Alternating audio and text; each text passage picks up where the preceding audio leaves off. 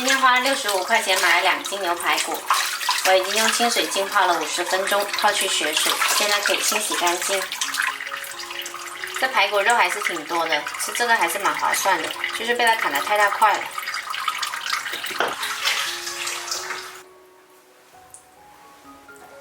洗好后，冷水下锅焯一下水，加入姜片、料酒，调大火煮开。水开后再煮3分钟左右，然后再用清水冲洗干净。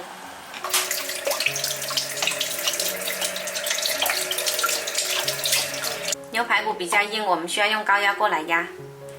然后我们来调一个焖酱，准备3勺沙茶酱。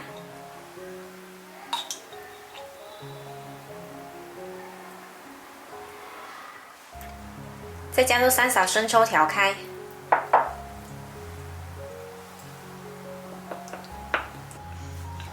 完全调开后倒到牛排骨里面，这样就好了，不用再加其他调味料了。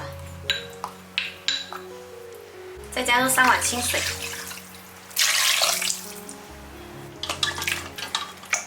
搅拌一下，再加入几块姜。先调大火煮开，再转中小火压20分钟。再来准备1根萝卜，刨去皮，切成滚刀块。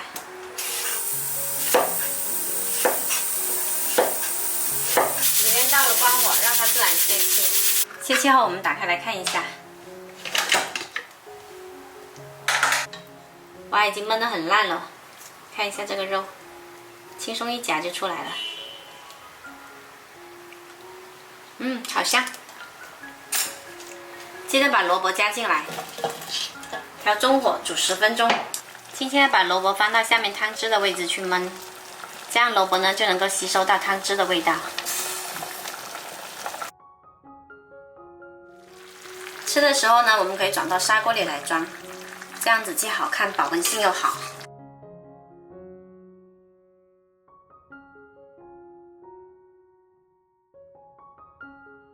这道超级香的沙茶酱焖排骨，喜欢的朋友可以收藏起来试一下。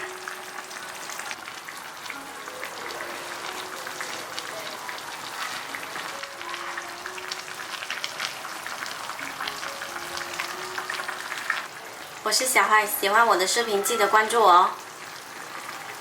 小一点的，萝卜好吃，好吃吧？这筋的部位是脆的。